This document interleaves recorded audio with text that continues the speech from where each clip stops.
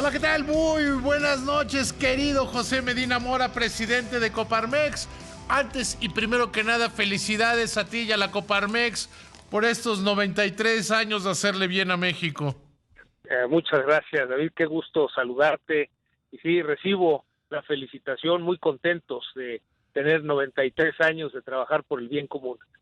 No, y hacerlo, lo que han hecho por México ustedes en Coparmex es verdaderamente loable, verdaderamente de felicitarlos, porque lo han hecho con todos los modelos de gobierno. Y Coparmex sigue siendo incluyente, sigue siendo el mismo principio que tenían en las épocas de los populismos de los setentas, en setentas y ochentas, en las épocas de las crisis, en la época llamada neoliberal y en la actualidad.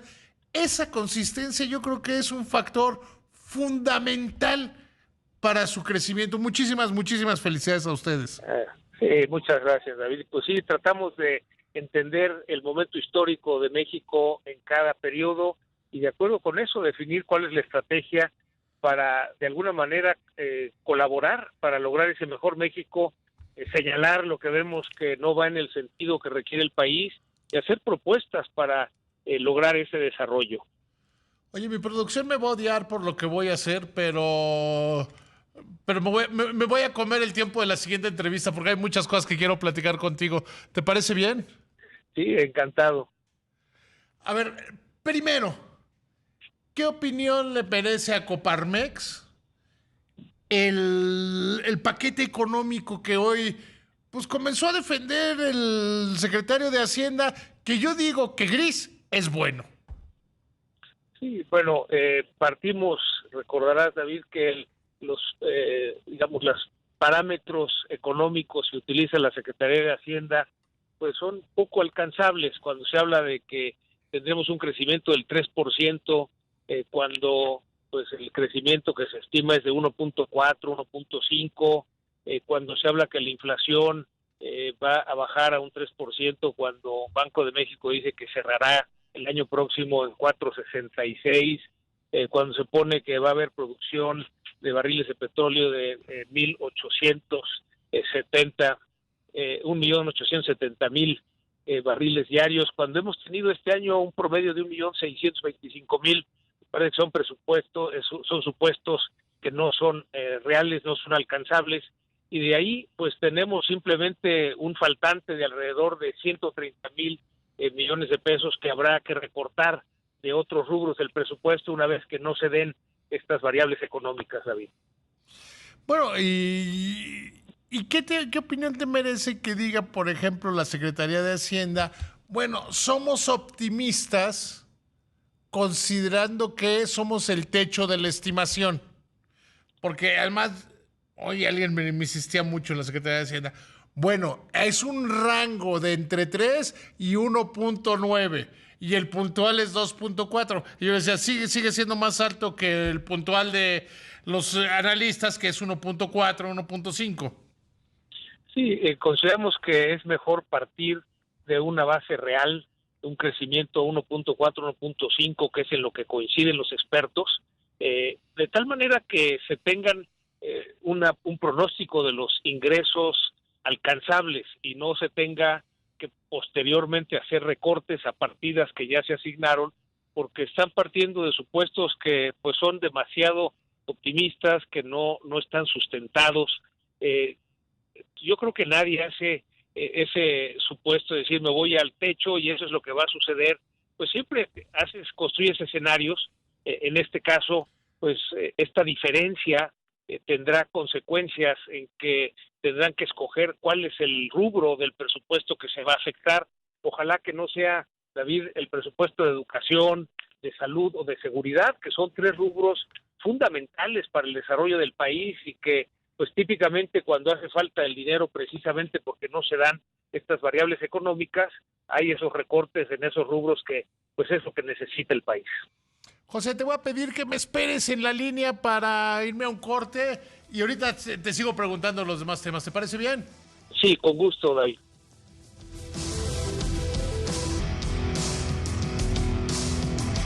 Continúa esta conversación con José Medina Mora, presidente de Coparmex. Gracias por esperarme en la línea. José, déjame llevarte un segundo tema. ¿Cómo ven en Coparmex esto que está avanzando en el Senado de la República? Ayer platicaba con Marta Carabeo de aumentar los días de vacaciones, que a mí creo que me parece uno de esos temas importantes que le hemos metido poco interés. Definitivamente es un tema importante, David. De alguna manera, cuando se empezó a mencionar esta posibilidad de aumento de días de vacaciones, hicimos un sondeo con las empresas socias de Coparmex. Lo que encontramos, David, es que sobre todo en las empresas medianas y grandes, la mayor parte ya se ha movido de dar en lugar de una semana, 2 semanas de vacaciones. Es decir, a pesar de que la ley establecía solo estos 6 días, ya en los hechos se dan estas 2 semanas. La preocupación, David, es nada más en el caso de las micro y pequeñas empresas, en donde lo que hemos dialogado tanto con senadores como con diputados es el que pudiera ser gradual para precisamente no afectar a la micro y pequeña empresa. En el caso de las medianas y grandes es, como te decía, ya prácticamente una realidad. Vamos, y las que tienen sindicatos grandes, los 2 días de vacaciones son muchísimo más. Sí, bueno, de hecho se van acumulando, ¿verdad? Son 2 días adicionales por año, después del 5.º año, 2 días cada 5 años, y efectivamente se van acumulando muchos días de vacaciones. Aquí algo importante a considerar es la parte de productividad. Consideramos importante el reconocer que en México trabajamos 23% más horas que el promedio de los países de la OCDE. Y sin embargo, somos solo... Eso no es necesariamente bueno, es más, yo te diría que es malo. Es malo porque solo somos 30% productivos con respecto a los países de la OCDE. Entonces, para ser productivos necesitamos trabajar y descansar. Es decir, trabajar, tener descanso en la jornada laboral a media mañana, descansar para la comida, descansar a media tarde, salir puntualmente para que los trabajadores tengan la posibilidad de estar con sus familias, hacer ejercicio, socializar, descansar los fines de semana y desde luego tomar vacaciones. Esto es lo que nos hace más productivos. Pero en este país hemos creído que para ser más productivos había que trabajar más horas, y sobre todo los horarios extendidos de trabajo, la evidencia científica es muy clara que la productividad empieza a bajar en la medida en que no descansamos suficiente. Entonces, consideramos que es una buena medida. Lo único que ponemos sobre la mesa es esta parte de la gradualidad para proteger a las micro y pequeñas empresas. Y de ahí en fuera estaría bien. Sí, digamos que a la hora que hacemos el comparativo, David, con los días de vacaciones en el resto del mundo, pues actualmente estamos en niveles de países como algunos países africanos, muy por abajo de pues simplemente países en Latinoamérica. Es decir, sí nos hemos quedado rezagados en el número de días de vacaciones, en donde pues consideramos que sí es momento de actualizar y que realmente sea, digamos, en beneficio de la productividad. No se trata de que simplemente se den estos días de vacaciones, sino se dan porque es necesario descansar para ser más productivos. Por eso es que consideramos que es una buena medida y que pues el hecho de que nos comparáramos con países como Nigeria, como Uganda, como Malasia o Tailandia, pues mejor ahora con este cambio pudiéramos estar al nivel de países de Latinoamérica como Chile, Colombia, Ecuador. Entonces sí consideramos que es una medida necesaria. Es que yo creo que, José, perdón, yo creo que lo que requerimos es una reforma laboral integral. Sí. Acabar con aquellos mitos de que el que más horas está en la oficina es más productivo, cuando eso es cierto que no, como lo acabas de documentar. Y esa cultura que tenemos muy arraigada, desgraciadamente, de las horas nalga, ¿no?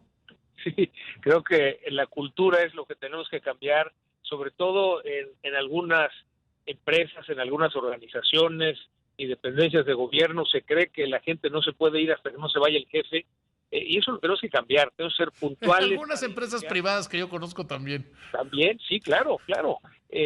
Tenemos que ser puntuales para iniciar la jornada laboral y puntuales para salir, de tal manera que cada colaborador tenga ese tiempo de hacer ejercicio, estar con su familia, estar con sus amigos, realizar sus hobbies. Ese descanso es lo que te ayuda a ser más productivo y eso es a lo que tenemos que evolucionar. Es más algo cultural que lo que la ley establezca, pero nos parece que en este sentido este cambio en la ley llega en buen momento y que nos ayudará con ese descanso a ser más productivos. Planteas esta posibilidad para las micro y pequeñas empresas. ¿En dónde verías tú que deba ser gradual? ¿Cómo? Digamos, lo que hemos planteado es que el cambio de 6 sea para el 2023 a 9 y luego para el 2024 a 12.